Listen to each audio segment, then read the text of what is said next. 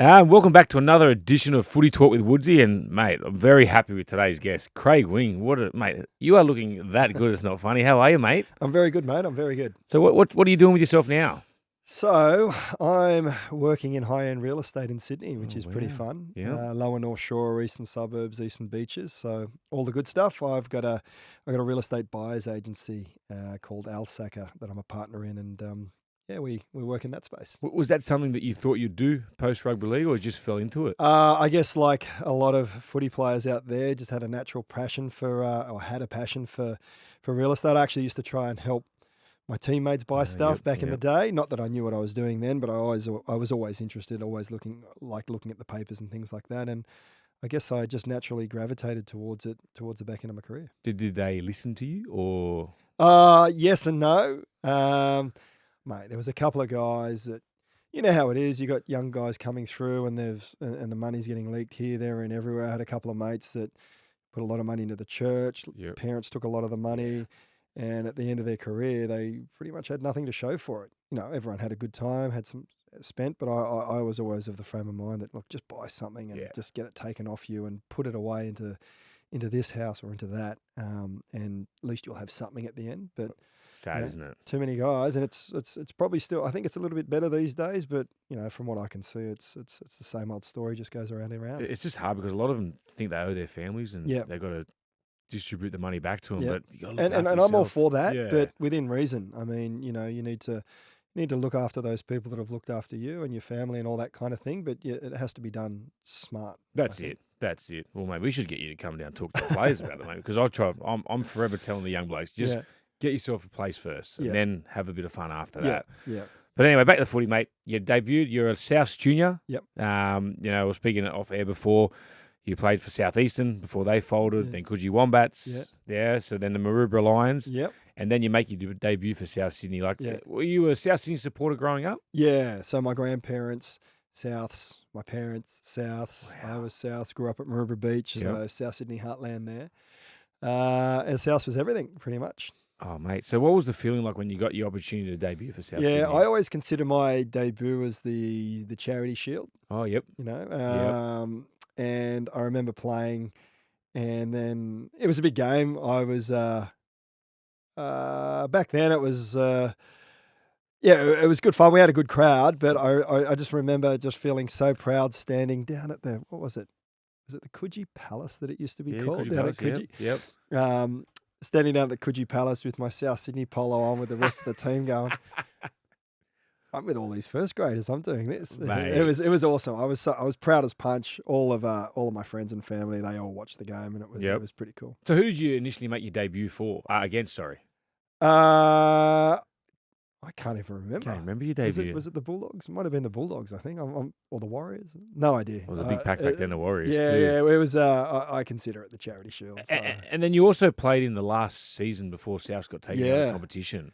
Yeah, that was quite interesting. I just signed a 3-year deal with the Rabbitohs. Yep. So, but it was backed by the South Juniors, which was lucky for me. Yep. But to be perfectly honest, even reading the media, I just couldn't fathom the fact that they'd kick a team like South Sydney out of the competition. No one couldn't could get my head around it. Even I remember I had to go over to Channel 9 over in North Sydney. I'm not sure, Crow's Nest or wherever it was. Yep. On the day that they were doing the announcement, and I was actually sitting there in the studio expecting it to be, to be fine. Yep. And then the announcement came out. They crossed to me, and I just had absolutely nothing to say, because I just couldn't believe that was going to be it. They were done. I remember going to training for that last month, and the squad just got smaller and smaller and smaller. I think there was probably about 6 of us left at training. Wow. So was this after the season? So you still kept training? training? Yeah, so after the season, we had our break, and then we came back for pre-season, and there was probably like 10 guys there, and 15 guys there, and it just slowly started to whittle away as different guys got different positions at different teams. Yep. So were the clubs just coming in and swooping in, just trying to take? They were, but also to be fair to the guys, they were. There was a lot of uncertainty for the following year. I didn't even look to any other teams, because I thought Souths are going to be there, and I had a contract. Yep. But the next year was when the Olympics started. Okay, yeah, it was here in 2000, Sydney. Yep. So the season was brought forward. Yeah. So it wasn't until after the announcement that I started looking for a team, and I was talking to the Broncos, the Roosters, the Brumbies down The in Brumbies? Oh, Canberra wow. So with did Eddie you have a Jones. background in rugby union? Yeah, I played Australian Schoolboys Union. Okay, I yep. went to Sydney Boys High, so we Yeah. played union at Sydney High. But I was playing league Yep. at the same time as well. So I was talking to those teams, but then and I also had a shoulder injury, an AC injury. But I ended up signing with the Roosters and was playing for them like a month and a half later. Underweight, I think I was like 76 kilos, getting Wow. absolutely ragdolled. I couldn't do weights because my shoulder was stuffed. Yep. They played me at fullback, the loneliest position in the world when you're not quite ready. You don't want to be there. I remember I played at the one of the opening games at the new stadium out at Homebush. There was a massive crowd. We were playing Cronulla. And, mate, I got pumped. Test out the young boy. Yeah, the start to my time at the Roosters wasn't fun. Yep. I had a lot of downs. Before I found my position, I found my place in the team, earned the respect of my teammates, and got my strength and weight back to where it should have been. Did you find it hard, Wingy, because the rivalry with Souths and the Roosters, like... For me, I never really felt the rivalry because I didn't... I was growing up playing so much footy myself, Union League, flat out just trying to watch South at the best of times. To be fair, Roosters was probably my second team because it was closest to my house. Yep. I never really bought too much in the rivalry. Going across to the Roosters, it was a completely different environment. You had all the superstars, the big names. Some of my idols were there. They were probably looking at me going, who's this young upstart coming in and just, I think he's got a position in the team. So it was a bit tough. And I was too scared to talk to anyone. Oh, really? I was really shy, a shy young kid. And they probably just, as I've probably done myself in my career, often shy people that don't say much, you can mistake for arrogance. I'm sure there was a bit of that. So much so that, and actually that year I got voted Cleo Bachelor of the Year. Oh, so you're just coming with a lot of... Which was supposed to be a good time in a young bloke's life, but it was the worst for me because they announced that the day I got dropped to reserve grade and I had to play out at Penrith. In front of no one. In front of no one. But it was interesting times, almost so much so that sort of was halfway through the year at the Roosters, I started to... I was actually thinking about just trying to get a release. I was even thinking about quitting footy and just doing uni. Okay. Because I just wasn't in a good space at all. But there was this one guy who became a good friend of mine, and he's since passed away. But that was at the Roosters. His name was Harry Phibbs. Yep. And he'd always come in and talk to me after the games and go, "Listen, kid, I can see that you're trying really hard. I can see what you're doing. Yep. Just trust me. If you stick with it, you'll get there." And he was the one that actually just. To be fair, he kept me going. Yep. And then back into the year, in the course of the year, I think I put on about 6 or 7 kilos. Shoulders back good. Shoulders back good. Started to actually started to grow. Yep. And ended up playing a grand final at the back end of the year. So it was a good turnaround. You know when you said you got to the Roosters, like you're around so many like Brad Fittlers, the absolute superstars of the game. You said you pinch yourself at South. Yeah. How do you feel like there? I was probably more intimidated than anything. Yep. It was actually the turnaround for me was after I got dropped to reserve grade, and I was actually thinking, do you know what? I don't even want to do this anymore. Yep. And then I thought, if I'm going to go down, I might as well go down on my own terms. Yeah. If I get another start, I'm just going to do whatever I want on the field, whatever I see. And I came back in, and they put me at hooker just because I had to. Simon Benetti got injured one day. They put me on the bench. They didn't know whether I'm going to play me. I slid into hooker, and then. Anytime Adrian Lamb or Freddie Fittler called the ball, I'd just dummy and go the other way. And I was scoring like 2 or 3 tries in 20 minutes in a game. Wow. The line breaks were so easy because there was so much space around the ruck. And then my career pretty much took off after that. So you basically use your greatest strengths as decoys. Yeah. Smart. That's how it worked out. And then, and as I got a bit heavier and stronger, my defense started to pick up as well. And, I was holding my own in the team, and then eventually I earned my place. Well, one thing I'd love to know about you, Wingy, from your perspective, what was your favourite position? Because you were out and out the best utility to play the game for me. And then I'd just love to know on your thoughts. What's your favourite? My favourite position, I always loved having the ball in my hands. Coming to grade, my favourite position was halfback. Yep. But I don't think I had the confidence or the organisational ability for first grade halfback at the time. Yep. I remember I got put in there once by Graham Murray for a little bit, and I never forget. I went up to Graham and I said, "Oh, mate, if you're a former Australian halfback yourself, can you give me some tips? What I should be doing? How I can what I can do?" Yep. And he said to me, "Look, Wingy, I've got a whole team to worry about. Oh wow. When you come to first grade, you should already know all this stuff. But if I'm going to give you a word of advice, just pass early or dummy and run it." And that was it. Really? That was it. And saying something like that to a young bloke that's just all he wants to do is please. He'll put his body on the line, do exactly what you tell him to do. Couldn't have been I couldn't have got any more worse advice.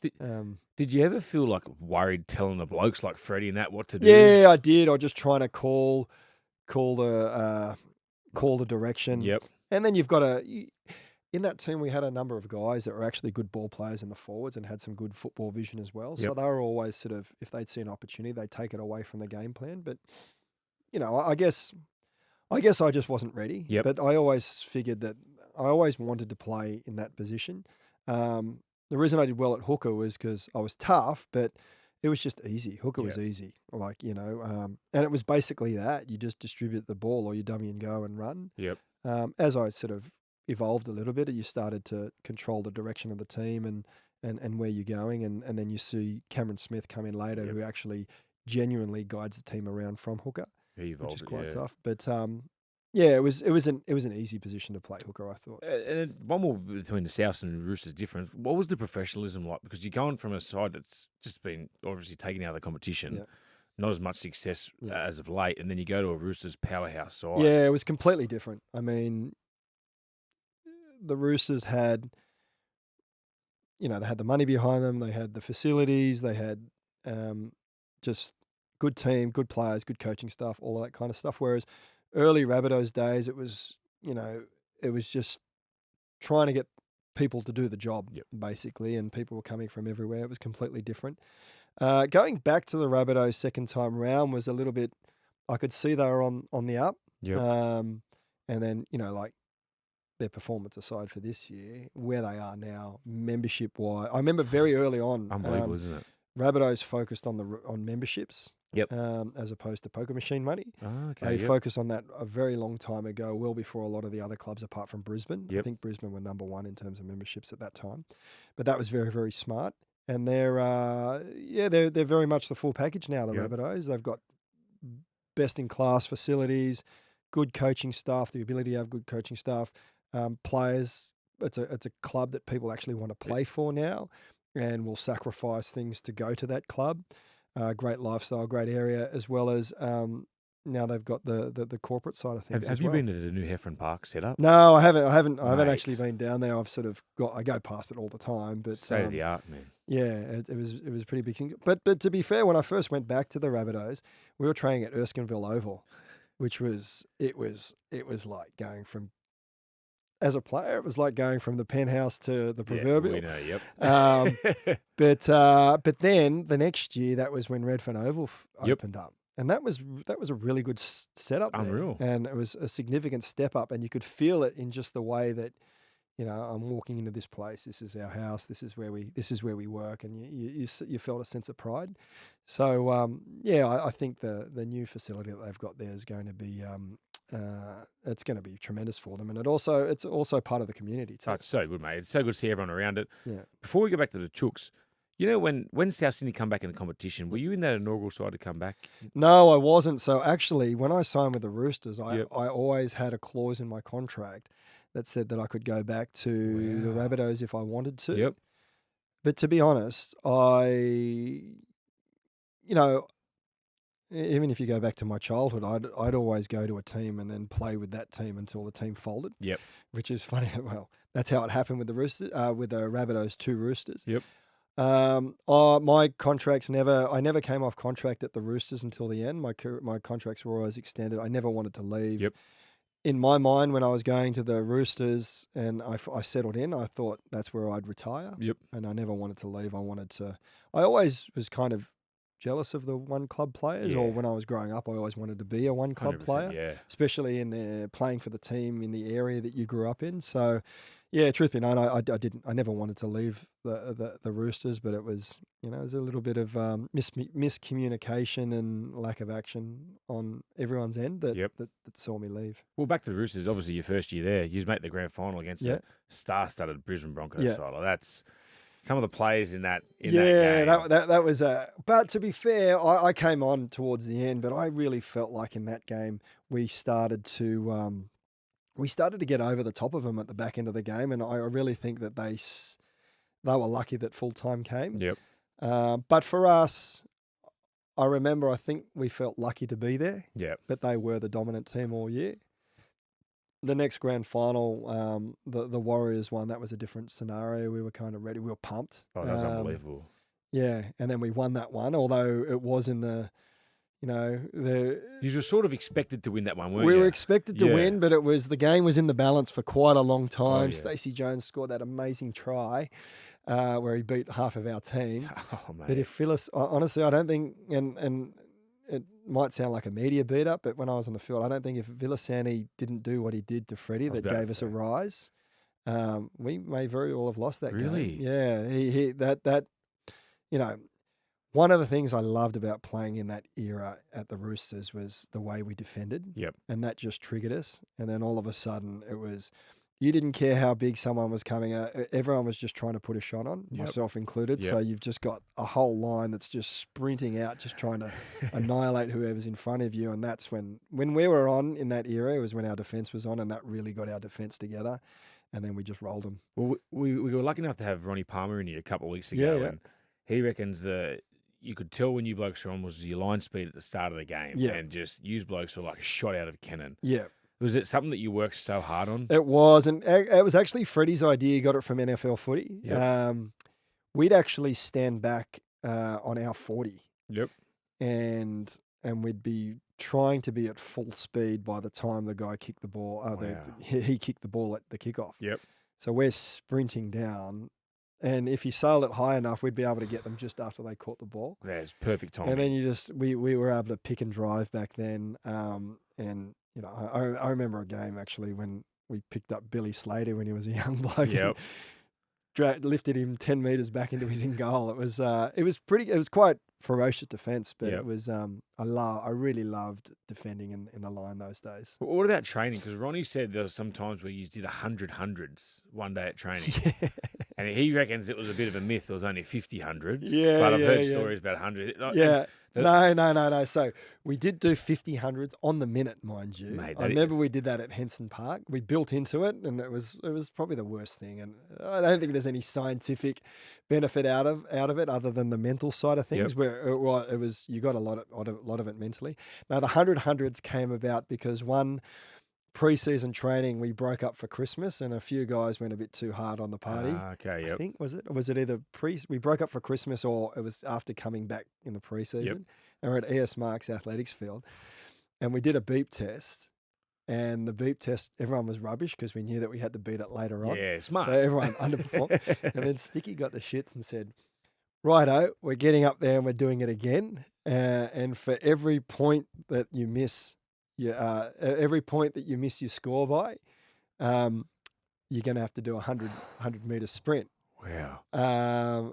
And then, but there was something that happened, and like so many guys beat their scores, and other guys didn't, and then it ended up with us having to do 100 hundreds, Jesus. which got pulled back to 50-50 sprints. How was that? But mate? that was day one coming back into camp, and then guys got calf injuries. So we pushed really hard in those days, and that was the point of difference back then, how far we could actually push it, how far we could take it physically. We knew we were training a lot harder than a lot of other teams. Yep. Bulldogs had the reputation through, Billy Johnson, as being the hardest trainers, and Ricky came from the Bulldogs to us. He hated losing to the Bulldogs back then, and we always tried to be tough for them. So there was not much science in what we did, but we certainly did break boundaries in terms of strength, fitness, all that kind of thing. And then eventually teams caught up. and then we had to evolve. But Yep. I think that's where we fell apart. We didn't evolve. We just tried to go and do things harder, better, faster. And then, there's only so far you can push your body before that kind of training has an inverse Yeah, effect. so it's breaking down. Yeah. So talk to us about, you've gone from Graham Murray, obviously, when you first got the Chooks, and then Sticky comes in his first year. Like, was that just a complete overhaul? It was a complete overhaul, stripped it out, gave us a backbone, really it was just taking us to new levels. I loved it. I always, in my career, loved a hard coach, someone that's going to come down on you. The kind of coach that you knew if you just busted your ass at training, you did your best in every instance. Yep. He was going to respect that, and that's all you had to do, right? Yep.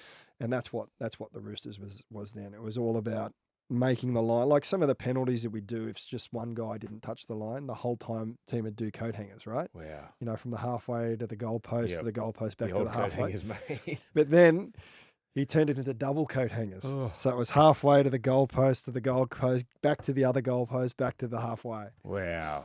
And then we used to do, the other one that they used to love us to do was 4 and 5s. Oh, that was shocking. So 4 laps of the oval in 5 minutes. Just for like... You'd do them easy. Yeah. Like you'd fly with the big boys. But just for like missing the line or something like that. But it taught you mental toughness. Yeah. That's what it was. Then, we were fit, but I think there came a point in time where we overtrained. Yep. And I still remember walking up the stairs on game day thinking, oh, it's a night game. My legs feel horrible, but I've still got a few more hours to recover.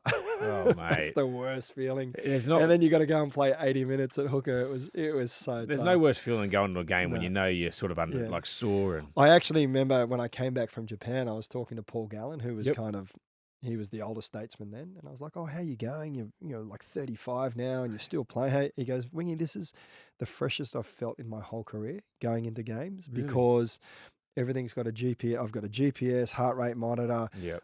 Once I get to a certain level, they pull me, a certain level of training or done a certain amount of work, they pull me, and I'm jumping out of my skin going into games. But in my career, I can never remember jumping out of my skin going into a game. I'll tell you one thing now. If you get a certain like Ks or too many like high speeds, they pull you from training. Yeah, right. Could you imagine telling Ricky that you got to pull this bloke? Well, no.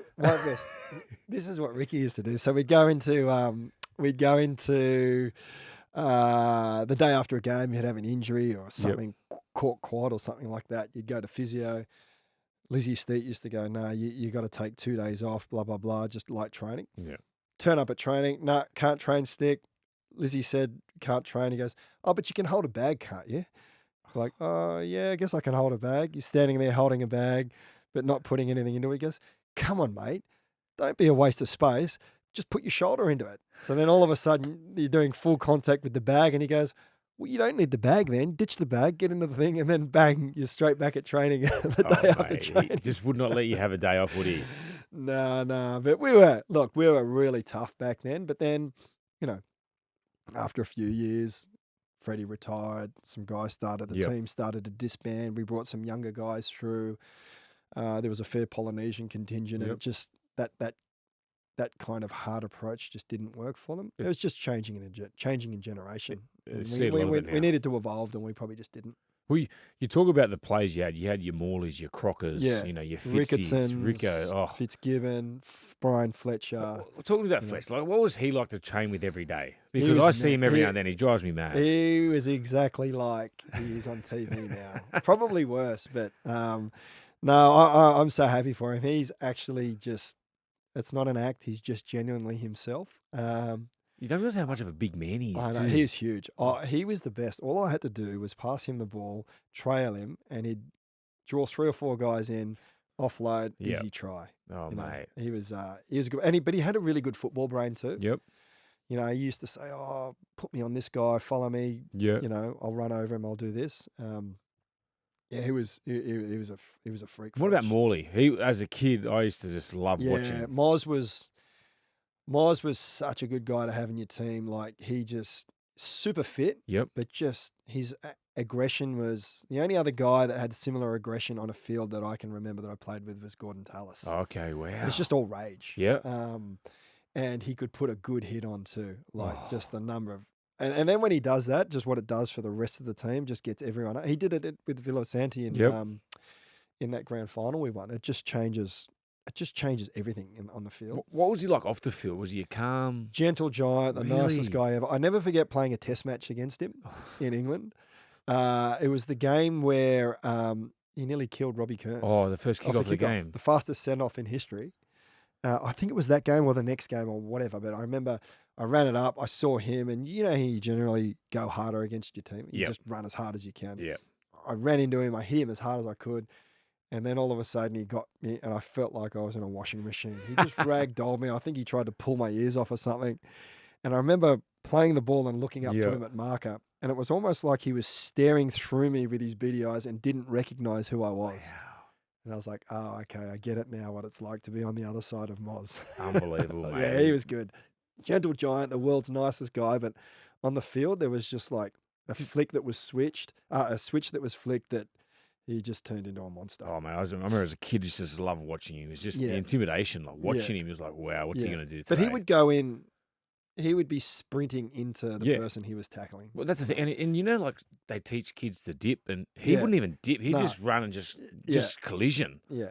So good to see. I love playing with him. And speaking of those big games, obviously Origin, mate. Talk to us. So was Gus Gould your first coach? Gus was my first Origin coach. I had Sticky there for a period of time, and then Craig Bellamy at the end. What's Gus like? I've never been able to be coached by him. I've heard he's one of the greatest motivators as a coach. He's a great motivator, but just really good at preparing you. Yep. I mean,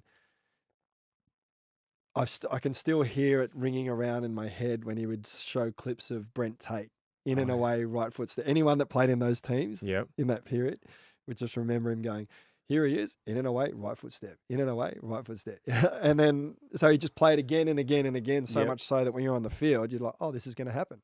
Right. Really, really good in preparing you for the opposition, just really broke them down. Yep. But also had some really good trick plays as well. Maybe sometimes got a little bit too tricky. Yep. But yeah, he was a great coach, Gus. And what about your role? So you obviously come off the bench a lot because Badiris was starting hooker.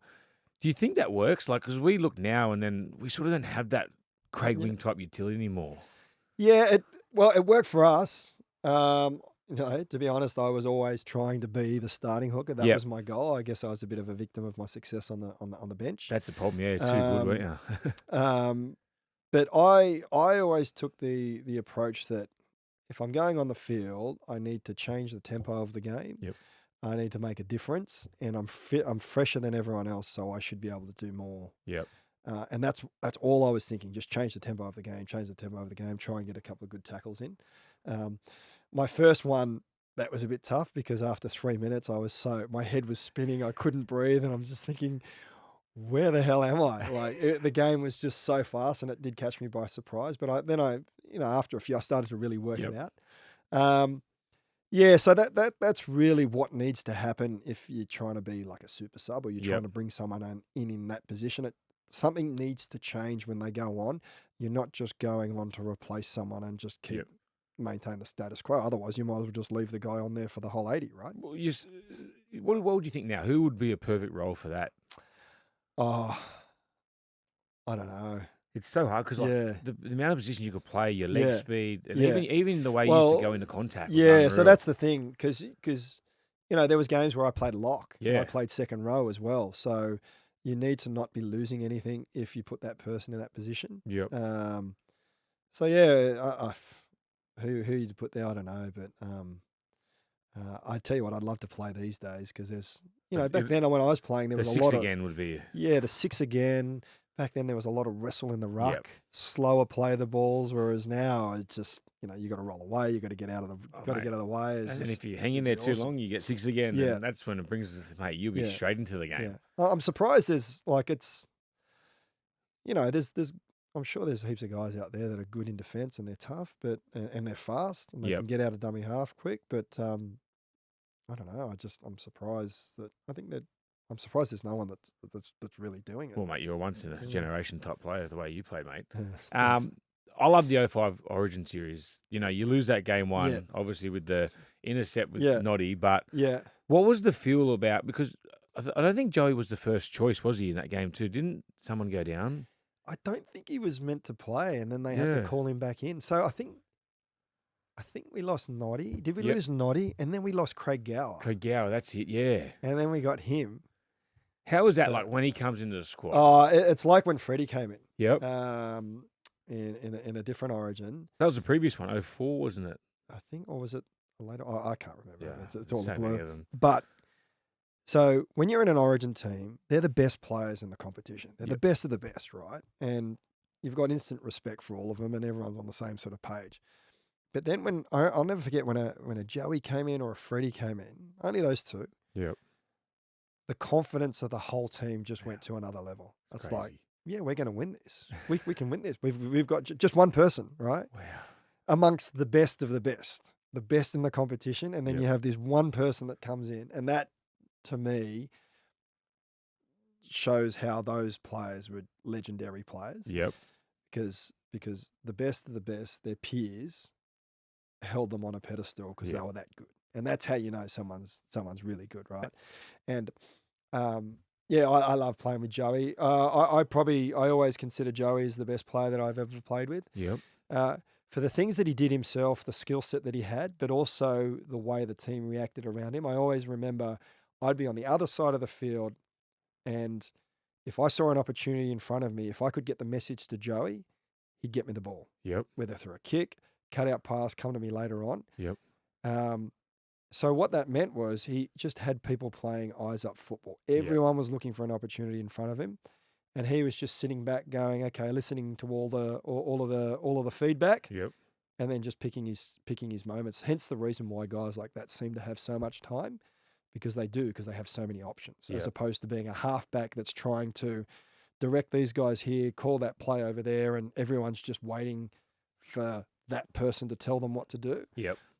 When I was playing with Joey, everything was just getting fed back to him, and he'd get you the ball. So he was like playing a game of chess. Everyone would have all the information, but he would pick the right moments. Yeah, he would be using his vision and just be going, "Okay, I'm going to take that one, or I'm going to take that one, or I'm going to take that one." It was so remarkable, that 05 But then he's just his skill level, his attention to detail, his knowledge. Yep. He's always thinking 3 steps ahead. He had unreal defense. Yep. What was he like at training? He was quick enough off the... No, he was awesome at training. Because you hear a lot of stories, like obviously Freddie and Joey, both airheads off the field, but once they crossed that white line... Yeah. No, Joey was the ultimate professional. Extras, just everything had to be perfect, or everything was working towards perfection. And one of the things that I was quite young when I first met Joey. We had a Roosters Newcastle rivalry. It was Freddie and I versus, this is how I took it, Freddie and I versus Bedsy and he. For sure. And they used to go pretty hard at me, and we'd try and go pretty hard at them. Yep. And I remember my first origin, they're in there. Bedsy was my roommate. Joey was there, and I was going in there wanting to hate them. Yeah. After the very first team bonding, I was like, how good are these guys? Right. Joey was my idol. Bedsy was my best mate. Like that's how good a bonding session is, you know? Yeah. Like you have all these walls up. Yep. They come down, all of a sudden you start to get on very quickly. But we had a really big night. But I remember Joey pulled me aside in one of my first origins, and he said, "All right, we ripped in last night, so now we got to rip in here at training." And that's what you do in Origin. You know, you got to be the first past the post. You got to win everything. You got to do this, and that's what you should be thinking today. So his standards. And I just carried that with me always. You know, like have a good lash at the team bonding, but rip in at training, and then you go again later that night. Oh, what? That's it. One thing that you're known for at the Roosters as well was train hard, play hard.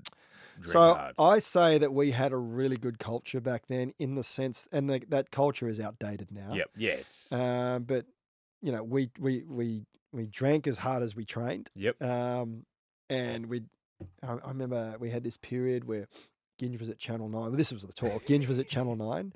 And if we kept winning our Friday night games, we'd keep getting Friday night games. But if we won a Friday night game, we wouldn't have to go to training until Monday. So we got Saturday, Sunday off, which is unheard of, right? Mate, unheard as of. a rugby league player. And then definitely. we'd go out Friday night, Saturday night, maybe a cheeky on a Sunday. Oh, wow. Got Monday.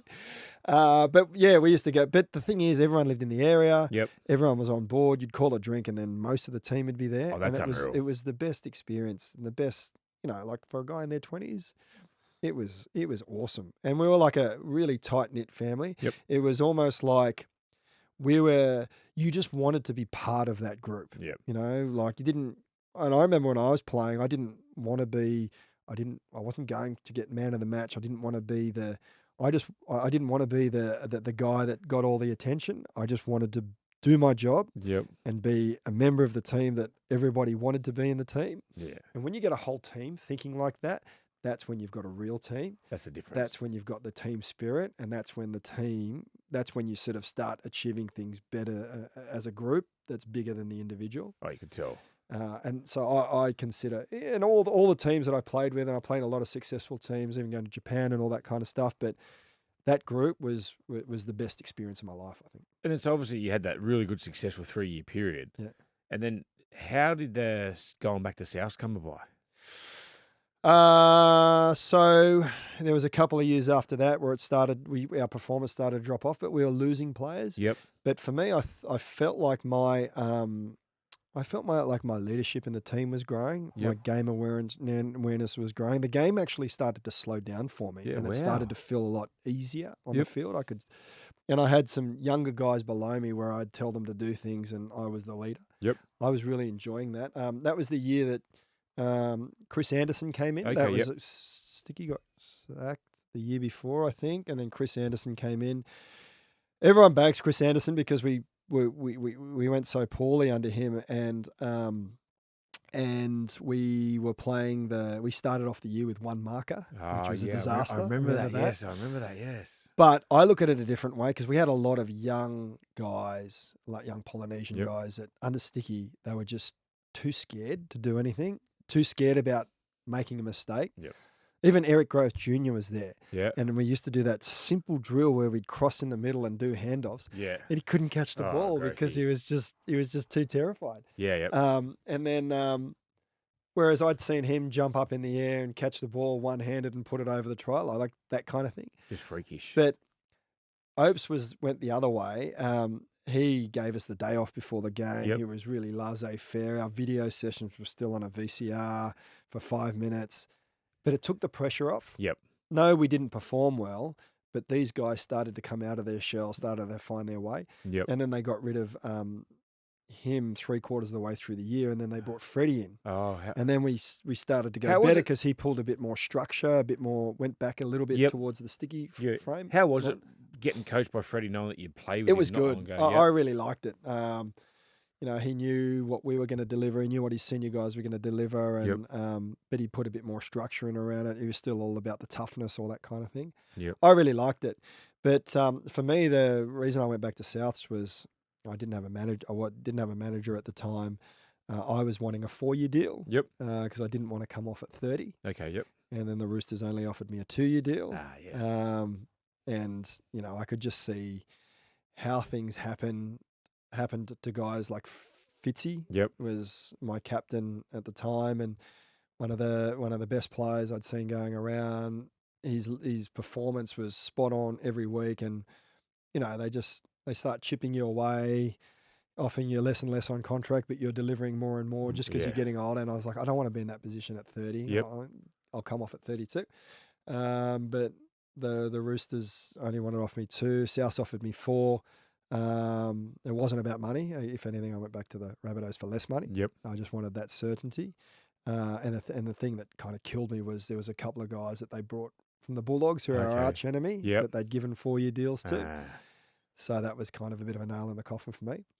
In hindsight, it was probably, I could have handled it differently. Yep. I probably just what I should have done as a man is just given Nick a call and said, listen, I love the club. I want to stay here. Yep.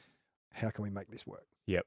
And we would have worked. How is your relationship with Nick? Is it? Yeah, it's good. Yeah. Actually, that was when I retired. It used to eat away at me for a long time. Yep. How things went down when I left the Roosters, and even the press conference, which I didn't really know was going to turn out the way that it did. Yep. When we left.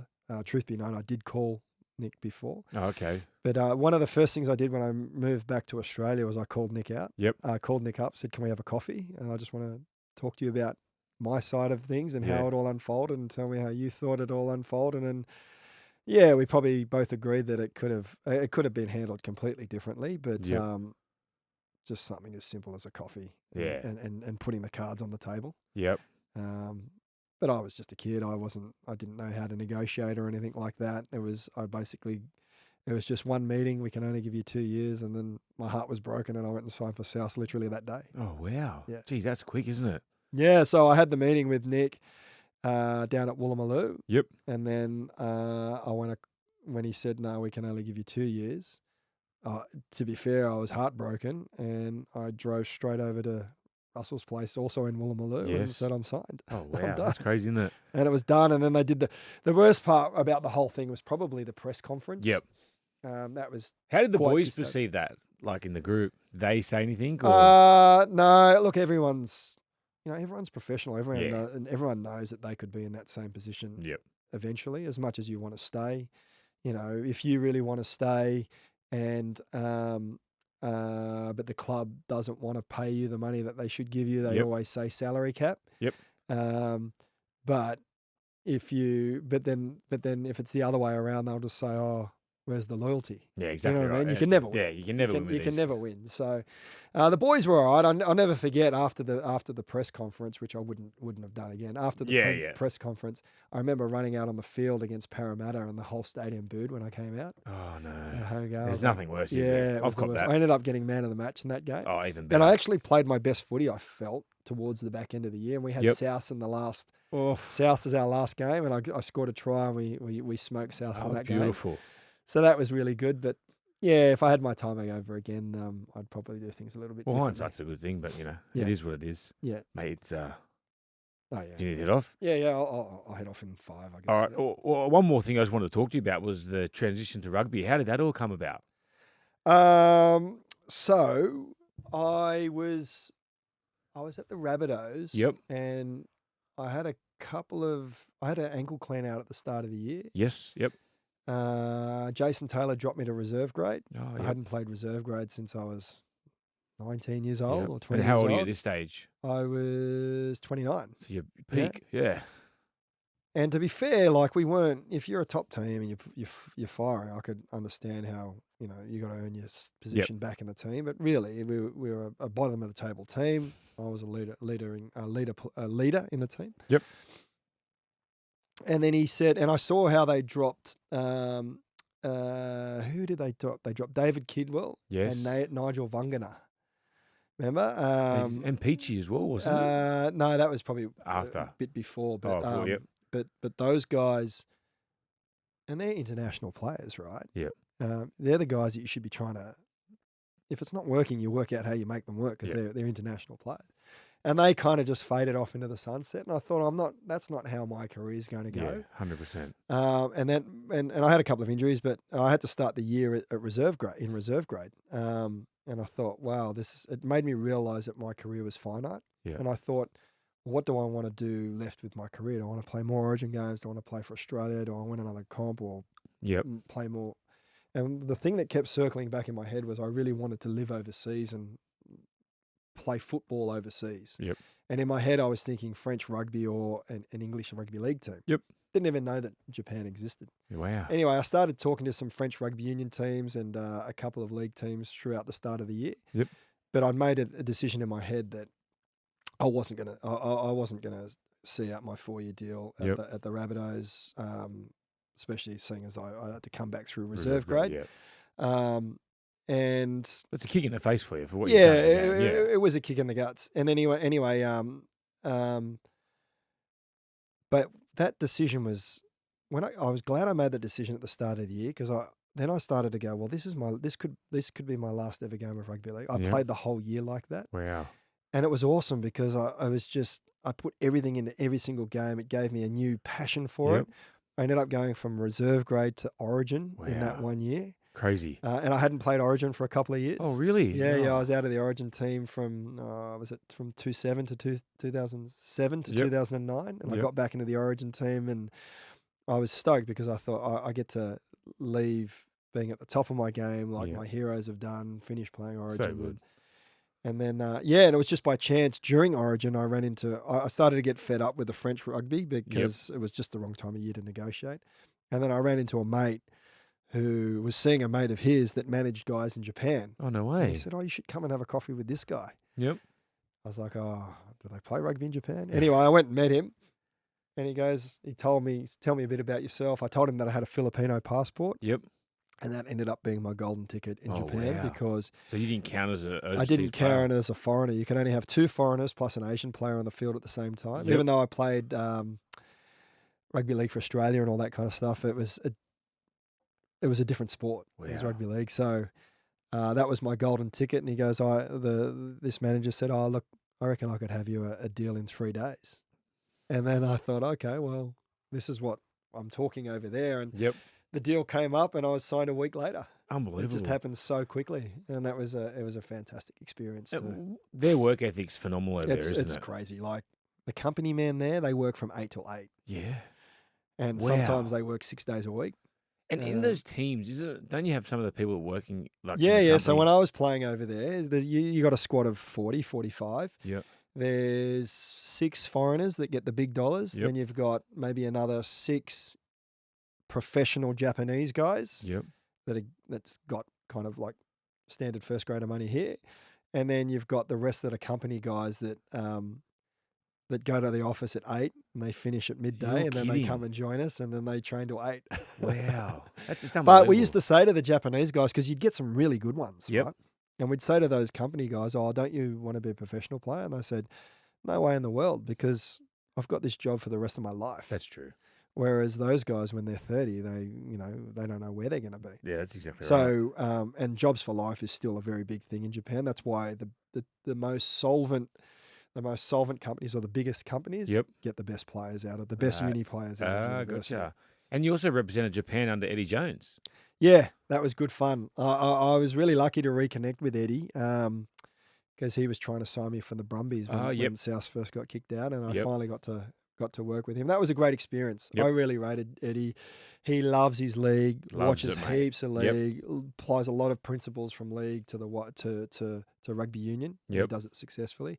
Very, very hard, which is what I like in a coach. But I think I had a little bit of leniency with Eddie because he knew my rugby league background and basically said to me, "Look, I know you're a bit older, get a few injuries, can't do as much as the younger guys, but just make sure you deliver on the weekend and then you'll be in the team next week." So that was really good. But just the way that, we beat the Springboks in the first game in 2015 World Cup. Yep. And that was all Eddie. Like that game unfolded like clockwork. We started training for them 4 years beforehand. How was that feeling after that game when you? Oh, it was incredible. It was like kind of felt like it broke the internet. There was best wishes coming from all over the world, and it was just amazing to be a part of. I remember our training sessions. We didn't have one reporter. Didn't have anyone. The very next day, we had a training session. There were 6,000 people at training. No way. Cameras, reporters, everything. Wow. It was ridiculous. Would that be more than you would have got to a game in Japan? Or yeah. So in Japan, you'd get some crowds that are like 500 people, and some crowds that are 20,000 people. Oh, Jesus. It just depended if the bosses of the company that you were playing with liked rugby or not. If the bosses did, it was sweet. All the workers would turn up and they'd watch. If the bosses didn't, then no one would be there. Oh, mate. Yeah. Well, last question I want to ask you. We've looked at your Instagram page. Your love of travel. You've said it before. Yeah. Like, what's your favourite part about getting to travel around the world? Oh, it's just, I guess, for me, especially when I first started doing it, was getting out of the bubble at Sydney. Yep. We live in a very good city. We got the harbour, we got the beaches, clean air, lots of green space and everything. But like, it's not the centre of the world. No. And realising that, seeing the different cultures, the history, there's beautiful beaches all around the world. There's beautiful harbours all around the world. There's great food all around the world. It's just seeing how big a place the world really is, but also keeping into perspective how lucky we are here, particularly in Sydney, because we've got so many attributes in one space. Yeah. And I loved it. And just different people's approaches to life all around the world. Like in Japan, it's just work. Yep. You live to work. But then you go to France. My wife's from France, and then anywhere there's a bit of sunlight, they stick a table of chairs. People sit down and have a coffee, and you're working to live there. And that's just a different attitude to life. Oh, it's crazy, isn't it? It just shows you that there's a bigger picture than old Sydney, isn't there, mate? Yeah, much bigger. Well, Wingy, mate, thank you so much for coming on the podcast, taking time out of your work, your busy schedule, and we really appreciate it, mate. Thank you so much. All good, mate. Thank you very much for having me. Thank you. Cheers, buddy. Thanks, mate.